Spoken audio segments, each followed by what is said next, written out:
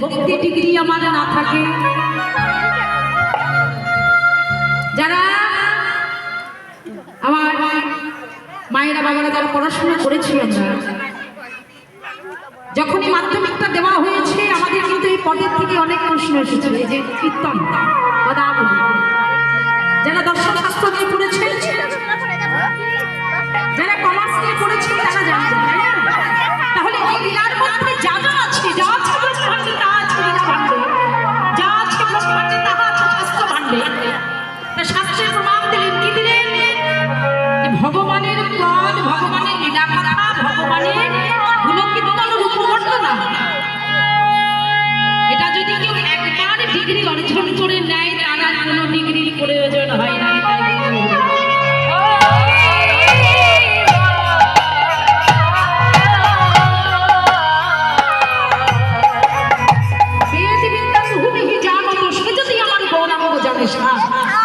বিদ্যার প্রয়োজন হয় না, বুদ্ধির প্রয়োজন হয় না, যদি গৌরী কৃপা করে। হরি বল, হরি বল।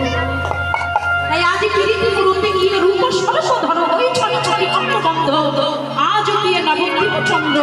আর কি বলছে না, ও বাবা মিনি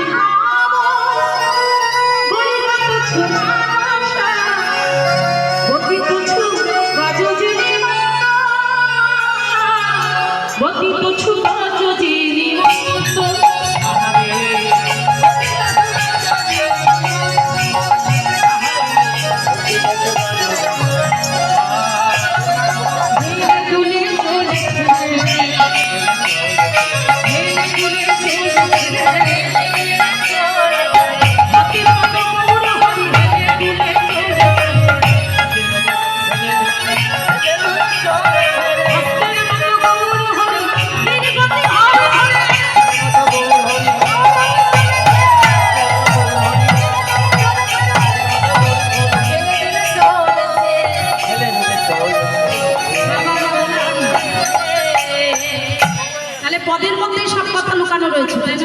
রাধে রাধে। কি বলছে? গতি তুচ্ছ গজ যিনি মন্দ, গজ মানে হাতি, হাতি স্থির গতি, তাই না? হাতি হাতি কেমন করে? স্থির গতি, সুন্দর গতি।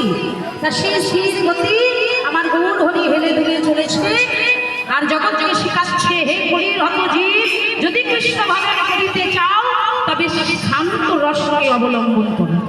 শান্ত, তাহলে 5 প্রকারের রস থেকে শান্ত রসকে বেছে নিয়েছে। পারতেন তো মধুর রস নিতে, পারতেন না সূক্ষ্ম রস নিতে, হ্যাঁ দাস্য বাৎসল্য নিতে পারতেন, কিন্তু দিলেন শুধু শান্ত রস। কেন? মানে যারা বৈষ্ণবের খাতায় নাম লিখিয়েছে, সাধু খাতায় নাম লিখিয়েছে, যারা আহ্নিক করে, তাদের কথাবার্তা, চলন বলন, হাসি,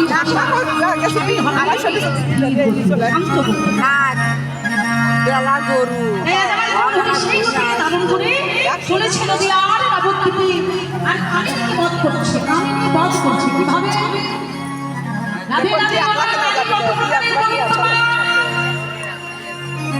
নারী 4 প্রকার বলে। হারি, আচ্ছা মা এখানে কি 4 প্রকারের মায়েরা আছে নাকি? হাত তুলবে তো। বলে কি করে বুঝবো কি মা আছে না আছে? তাহলে আমি বলি, হ্যাঁ এই যে আমার বাবা, বাবা মা জানে যে বাবা মা প্রকৃতি, বাবা আমার কিশোরী, কারণ এখানে গৌর হরি গৌর কথা কৃষ্ণ কথা যে শোনে সেই হয় কিশোরী। বাবা তো আমাদের বোঝা গেলে কিশোরীর ভাবে ধরি গোলা জয় গোলাপে পোড়ালো